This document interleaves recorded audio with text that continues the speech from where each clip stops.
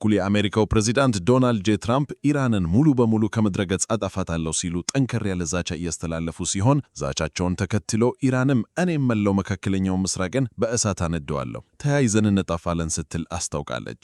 ይህንንም ተከትሎ የኢራን አምባሳደሮችና ባለስልጣናት እየሰጡት እንዳለው መግለጫ ከሆነ ለማይቀረው ጦርነት ስንዘጋጅ ነበር። ትናንትና በተኩስ ተጀምረዋል። የመካከለኛው ምስራቅ አዲሱ ዙር ጦርነት ይቀጥላል። ወደ መካከለኛው ምስራቅ የተለያዩ ኢላማዎች ላይ ተኩሳችንን እናጠናክራለን ብለዋል። የዩናይትድ አረብ ኤሚሬትስ መከላከያ ሚኒስትር እንዳስታወቀው ትናንትና ሰኞ ማሻሽ 19 ሚሳይሎችና ሰው አልባ በራሪ አውሮፕላኖች ወይም ድሮኖችን በአየር መከላከያ ስርዓት መውደማቸውን አስታውቋል። ዘገባው ከዱባይ እንዳብራራው ከሆነ የተባበሩት አረብ ኤሚሬትስ መከላከያ ሚኒስቴር በመግለጫው የአየር መከላከያ ኃይሎቻችን ከኢራን የተተኮሱ 12 የባለስቲክ ሚሳይሎችንና 3 የክሩዝ ሚሳይሎችን እንዲሁም 4 ሰው አልባ በራሪ አውሮፕላኖችን ወይም ድሮኖችን ያመከኑ ሲሆን በዚህም 3 ሰዎች ላይ መካደኛ ጉዳት ደርሷል ብላለች። ከነዚህ ጥቃቶች ውስጥም ስንቶቹ በኢሚሬት አየር መከላከያ ስርዓት ሙሉ በሙሉ እንደወደሙ ደግሞ ወዲያውኑ በግልጽ ባይታወቅም ምሽቱን ከኢራን የተኮሰ ሚሳኤልም በተባበሩት አረብ ኤሚሬት በፉጃራ ግዛት በሚገኝ የነዳጅ ወደብ ላይ ጥቃት እንዳደረሰ ተመልክቷል።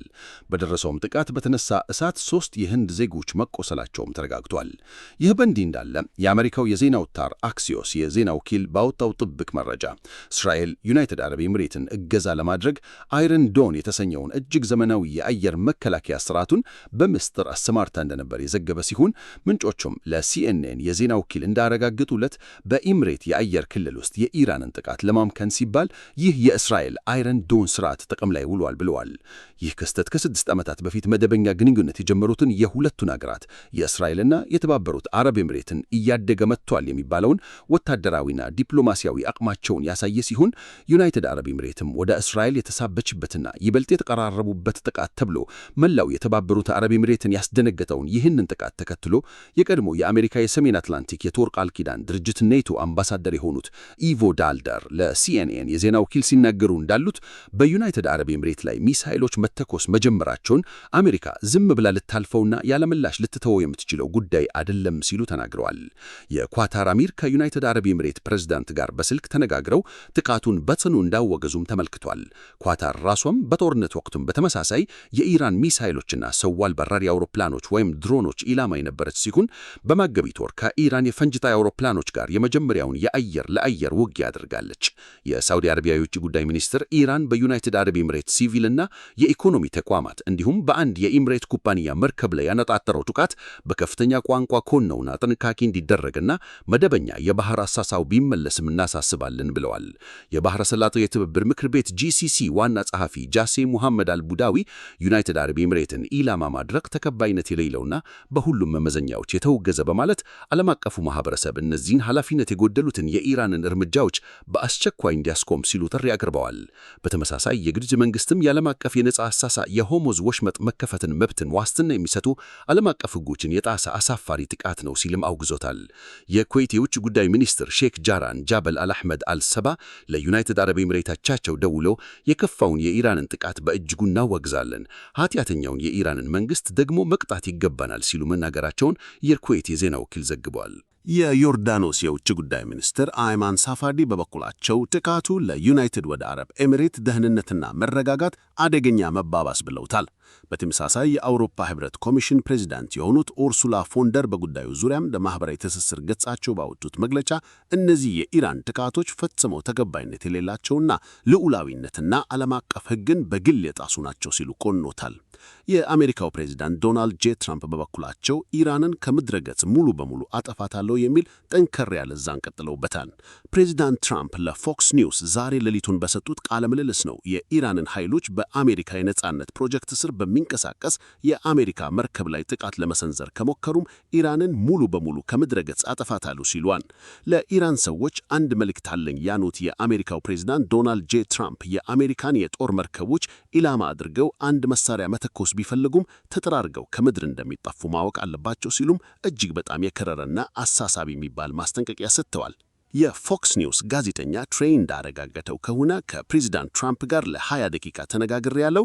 ስለ ነጻነት ፕሮጀክቱና መርከቦችን በሆርሙዝ ባህረ ሰላጤ በአሜሪካ የጦር መርከቦች እያጀቡ ለማሳለፍ ስለሚደረገው ጥረት ፕሬዚዳንቱ ብዙ አብራርተውልኛል ብለዋል። ጋዜጠኛ ኪት መሃር በበኩሉ እንዳስነበበ ከሆነ ትራምፕ በተመሳሳይ ዛቻ የሚታወቁ በመሆናቸው ፈጽመው ዛቻቸው በኢራን ውስጥ ፍርሃት አይፈጥርም ያለ ሲሆን ከዚህ ቀደምም እንደሚታወቀው ሙሉ ስልጣኔ በዛሬው ዕለት ያከማል፣ ኢራን ሙሉ በሙሉ ትወደማለች የሚል ዛቻ ቢያሰሙም ይህ ነው የሚባል እርምጃ ሲወስዱ አልታየም ብለዋል።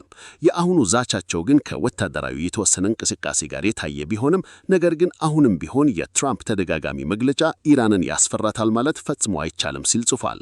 የአሜሪካ ማዕከላዊ እዝ ሴንትኮም በማኅበራዊ ትስስር ገጹ ባወጣው መግለጫ ዩኤስኤስ አብርሃም ሊንከን ከተባለችው ግዙፍ የአውሮፕላን ተሸካሚ የጦር መርከብ ላይ የሚነሱ FA-18 ሱፐር ሆርኔት የተባሉና እጅግ ከፍተኛ ጥቃት መሰንዘር የሚችሉ የአሜሪካ የጦር አውሮፕላኖች እንዲሁም MH-60 ሲሆክ የተሰኙ የጦር መርከቦችና H-64 ሄሊኮፕተሮች የንግድ መርከቦችን አደጋ ላይ የሚጥሉትን የኢራን ትናንት ትንሽ ጀባቦችን ለማጥፋት ሲጠቀሙ አሳይተዋል። የትራምፕ አስተዳደር በባህረ ሰላጤው የሚያልፉ መርከቦችን በመከላከያ ጥላ ወይም ዲፌንስ አምብሬላ ስር እንዲደረግ የሚያዝ ትዕዛዝ መስጠታቸው ይታወቃል። ትራምፕ ከትናንትና ጀምሮ ባስጀመሩት ዘመቻ የሆርሙዝ ወሽጥ ለማለፍ የተቸገሩ መርከቦችን ሁሉ የአሜሪካ የጦር መርከብ አጅቦ እንዲያሳልፍ ትዕዛዝ የሰጡ ሲሆን ከአሜሪካ የጦር መርከብ በተጨማሪም የአሜሪካ የጦር አውሮፕላኖችም በኢራን ትንንሽ ጀልባዎች ላይ ጥቃት በመፈጸም እያሳለፉ እንደሆነ ተዘግቧል። ይሁን እንጂ በጦር ሜዳው ያለው እውነታ ግን እጅግ የተወሳሰበ ነው ይላል የኢራኑ የፋርስ የዜና ወኪል። በአካባቢው ላይ ከባድ የተኩስ ልውውጥና የጦርነት ድባብ መኖሩን የጠቀሰው የኢራኑ የፋርስ የዜና ወኪል የአካባቢውን ምንጮችን ጠቅሶ እንደዘገበው የኢራን አብዮታዊ ዘብ IRG የሰጠው ማስጠንቀቂያን ችላውን በማለፍ በአካባቢው ለማለፍ የሞከረ የአሜሪካ የጦር መርከብ በጃስክ አካባቢ በሁለት የኢራን ሚሳይሎች ተመትቶ ወደ ኋላ መመለሱን ይገልጻል። ሆኖም የአሜሪካ ማዕከላዊ እዝ ሴንትኮም ግን ይህንን ክስ ወዲያውኑ አስተባበለ። አንድ የአሜሪካ ባለሥልጣን ለአልጀዚራ ሲናገሩ የኢራን አብዮታዊ ዘብ IRGም በአሜሪካ የጦር መርከብ ላይ ጥቃት አደርሻለሁ የሚለው ሪፖርትም አጠራጣሪ ነው፣ እስካሁን ድረስ እውነታውን ማወቅ አልቻልንም ብለዋል። በተቃራኒው ፕሬዚዳንት ዶናልድ ጄ ትራምፕ በማኅበራዊ ትስስር ገጻቸው ለጋዜጠኞች ባስተላለፈው ባለፉት መልእክት አሜሪካም በሆርሙዝ ባሕረ ሰላጤ ውስጥ 7 ትንንሽ የኢራን ጀልባዎችን ዛሬ ሌሊቱን ብቻ አውድማለች፣ አስምጣቸዋለች። እነሱ እንደሚሉት ይህንን እውነታ መካድ ቢፈልጉም ነገር ግን ዛሬ ሌሊቱን ጀልባዎቻቸው ዓይናቸው እያየ አስመጥናቸዋል ሲሉም ተደምጠዋል። የአሜሪካ ጦር አዛዥ ጀነራል ዳንኬል በበኩላቸው ኢራን አሁንም በሰላጤ ውስጥ ጥቃት ሊያደርሱ የሚችሉ ጀልባዎች እንዳሏት አምነው ነገር ግን 7 ጀልባዎች ዛሬ ሌሊቱ ተመትተዋል ብለዋል። በዚህ ወታደራዊ መሰቀልቅል ውስጥ የንግድ መርከቦች ሰለባ መሆናቸው አልቀረም። የዩናይትድ ኪንግደም የባህር ንግድ እንቅስቃሴ ጽሕፈት ቤት ባወጣው አስቸኳይ መግለጫ በዩናይትድ አረብ ኤሚሬት ፉጃይራ ወደብ ላይ 7 የባህር ማይል ርቀት ላይ አንዲት የነዳጅ ጫኝ መርከብ ባልታወቀ ተወርዋሪ ነገር መመታቷን አስታውቋል። በተመሳሳይ ጽሕፈት ቤቱ ከዱባይ 36 የባህር ማይል ርቀት ላይ በአንዲት የጭነት መርከብ ሞተር ክፍል ውስጥ እሳት ሰዓት መነሳቱን እንዲሁም ከሚሳቀር ከተባለው ቦታ ላይ 14 የባህር ማይል ርቀት ላይ ሌላ መርከብ መመቃጠሏንም ተዘግቧል። በመላው ሰራተኞች ላይ የደረሰ የሕይወት መጥፋት እስካሁን ባይመዘገብም የጥቃቱ አድራጊዎች ማንነት ግን በግልጽ አልታወቀም ባይ ነው። የኦማን የዜና ወኪል በበኩሉም በሙንሳዳ ልሳነ ምድር ተባት በተባለ አካባቢ በሚገኝ የመኖሪያ ሕንፃ ላይ በደረሰ ሰው አልባ በራሪ አውሮፕላን ጥቃት 2 የውጭ አገር ዜጎች መካከል መከለኛ ጉዳት እንደደረሰባቸውና 4 ተሽከርካሪዎችም መውደማቸውን አረጋግጧል። በተለይም የደቡብ ኮሪያ ሰንደቅ ዓላማን የምታውለበልብ HMM ናሙ የተሰኘች የጭነት መርከብ ጥቃት ኢላማ መሆኗን ዓለም አቀፍ ትኩረት ስቧል። የደቡብ ኮሪያ የዜና ወኪል ዩንሃብ እንዲሁም የኮሪያ ሄራልድ የዜና ወኪል እንደዘገቡት መርከቧም በዩናይትድ አረብ ኤሚሬት የባህር ዳርቻ መርከቧን ጥላ ሳለም በፍንዳታና በእሳት ከባድ ጉዳት ደርሶባታል ብለዋል።